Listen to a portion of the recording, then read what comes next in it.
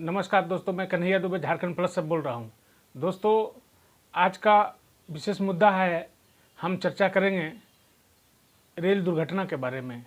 वह रेल दुर्घटना जो पूरे देश को झकझोर के रख दिया है, उड़ीसा का घटना है। जैसे आप जानते हैं, यह जो विगत 2 दिन पहले उड़ीसा में जो एक रेल दुर्घटना हुआ है, डिरेलिंग हुआ है, उस संबंध में हम चर्चा करेंगे।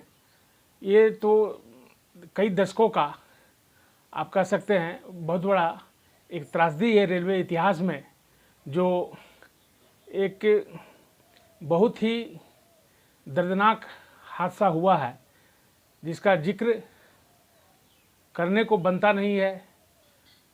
लेकिन वस्तु स्थिति को थोड़ा जानने के लिए, परखने के लिए मुझे करना पड़ रहा है कि वस्तु स्थिति असल में इसके पीछे क्या है। लोग तरह तरह की बातें बोल रहे हैं, तरह तरह की उदाहरणें दे रहे हैं, तरह तरह की डाटा पेश कर रहे हैं, लेकिन कहीं ना कहीं इन जितने भी एविडेंस प्रस्तुत किया जा रहा है, उसके पीछे कहीं ना कहीं मानवीय भूल है। जैसा कि ये आप देख रहे हैं, एक ट्रेन जो है पश्चिम बंगाल कलकत्ता के शालीमार जगह से कोरोमंडल एक्सप्रेस जा रही है चेन्नई की ओर, और उधर से चेन्नई से निकलने वाली यशवंतपुर एक्सप्रेस वो हावड़ा जा रही थी। इस बीच एक बालासोर जगह है उड़ीसा में, वहाँ पे एक एक्सीडेंट होता है। वह ऐसा एक्सीडेंट जिसमें लगभग 300 लोगों की जाने जाती है और 1000 लोग जो है घायल हैं, इससे ज़्यादा है। आधिकारिक तौर पे ये डाटा पुष्टि हो रहा है।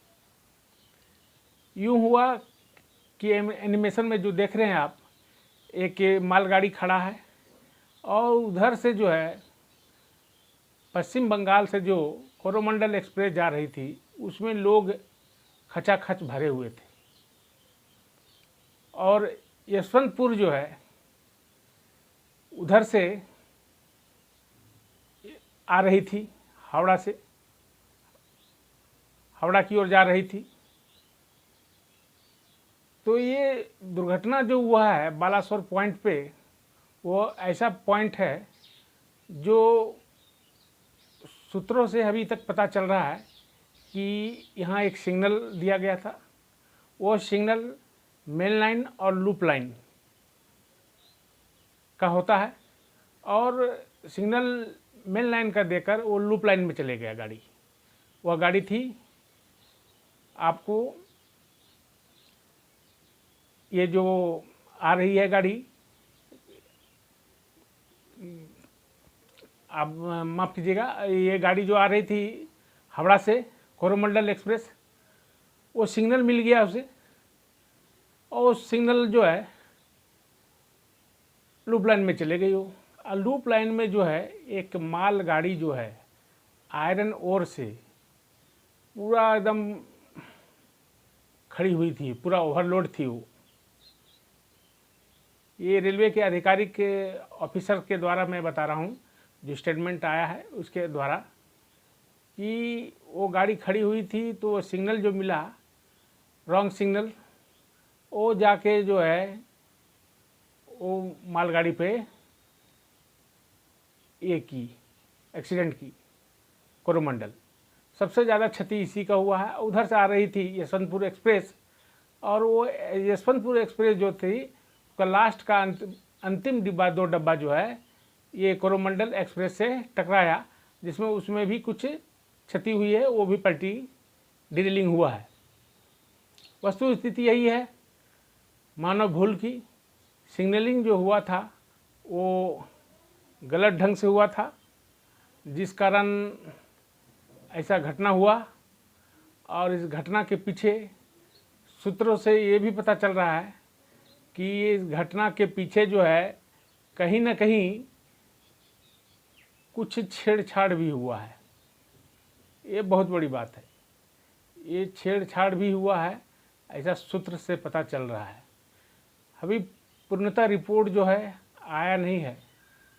पूरा रिपोर्ट आने के बाद जो है इसकी विस्तार रूप से पुष्टि होगी, लेकिन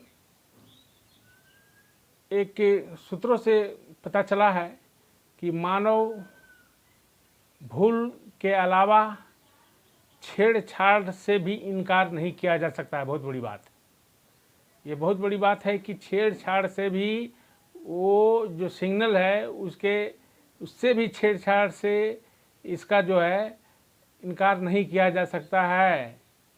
और जिस कारण ये हादसा हुआ, ये हादसा का वजह जो है छेड़छाड़ भी हो सकता है। ये बहुत बड़ी बात निकल कर आ रहा है।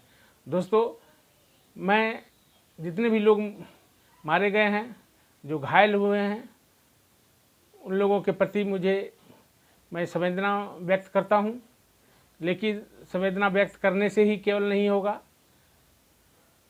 हमें एक सही रेलवे का जो सिस्टम है उस सिस्टम को एक मुहैया कराना पड़ेगा। ऐसा सिस्टम जो उपयुक्त हो, सेफ्टी की नज़र से, तभी रेलवे में जितने लोग ये हताहत हुए हैं इस दुर्घटना में, उनकी आत्मा को शांति मिलेगी। अगर हम उन्हें सेफ्टी के तौर पे अगर ये कार्य करें तो ये दुर्घटना का एक जो है बहुत बड़ा योगदान होगा अगर हम सेफ्टी आने वाले समय में मुहैया कराएं। यूँ तो बहुत बड़े बड़े मंत्री, रेलवे मंत्री जो हैं अश्विनी वैष्णव जी, वो 36 घंटे रहे। हमारे प्रधानमंत्री नरेंद्र मोदी जी वो भी गए वहाँ, और जितने भी अधिकारी थे, जितने बड़े बड़े लोग थे, लोकल बॉडीज़ थी गवर्नमेंट की, समाज सेवक थे, सभी गए हैं। लेकिन ये जो सिलसिला जो है ये रुकने का नाम नहीं लेता है, और रुकने का नाम नहीं लेता है, जिस कारण ये कई दशकों से ये ट्रेन हादसा चलते आ रहा है, और हम कुछ दिनों तक इसे याद करते हैं और फिर पुनः भूल जाते हैं। सरकारें आती और जाते रहती है, सरकारें आती जाती रहती है। इसमें कोच सिस्टम एक सिस्टम होता है जो सेफ्टी के नज़रिए से होता है, लेकिन वो थोड़ा महंगा होता है। 1 लाख करोड़ रुपए का बजट है, लेकिन सरकार के द्वारा अभी ये बजट पूर्णतः नहीं मुहैया कराया गया है, जिस कारण ये काम अधूरा है। 19 प्रमंडल हैं अभी रेलवे जोन का, जिसमें एक ही में अभी आपका कवच सिस्टम लागू हुआ है, 18 अभी बाकी है कवच सिस्टम लगाने के लिए, क्योंकि बजट नहीं है। बजट होता भी है तो होता क्यों नहीं, बजट ज़रूर बन जाता अगर वीआईपी इसमें जाते। तो वीआईपी जाते नहीं है ट्रेन में, प्लेन में जाते हैं। जितने भी रसूखदार हैं वो प्लेन में जाते हैं। जितने भी मैंने रुतबा वाले लोग हैं, पैसे वाले लोग हैं, सब प्लेन में जाते हैं। ट्रेन में जाने वाले गरीब किस्म के लोग जो होते हैं, मिडिल वर्ग होते हैं, वो जाते हैं। तो उन लोगों के लिए बजट का जो प्रावधान है वो नहीं हो पाता है किसी भी सरकार में। चाहे मैं किसी पार्टी विशेष के लिए नहीं बोल रहा हूँ, आज़ादी के इतने दिनों बाद अभी तक हम एक रेलवे को, जो एक आप कह सकते हैं कि भारतीय रेल जो है ये सबसे बड़ा योगदान रखता है अर्थव्यवस्था में, और उसको हम अभी तक सेफ्टी पूर्णतः नहीं दे पाए हैं। कहीं न कहीं एक प्रश्न उठता है, और इस प्रश्न का जवाब जो है भारत के लोग चाहते हैं कि अगर रेलवे को आप सुदृढ़ बनाना चाहते हैं, रेलवे को और दूरगामी बनाना चाहते हैं, तो आपको एक सुरक्षा व्यवस्था मुहैया कराना पड़ेगा, जिसमें पब्लिक को, जितने भी लोग हैं उस पर चढ़ने वाले, उन पर विश्वास हो कि हम सुरक्षित घर पहुंच ही जाएंगे। ऐसा जब तक नहीं होता है तब तक यह प्रश्न ये उठता रहेगा सरकार पे, और चाहे किसी पार्टी का भी सरकार हो, ये प्रश्न उठेगा और उठाना भी लाजमी है, हक है ये भारत के लोगों को। जय हिंद, वंदे मातरम।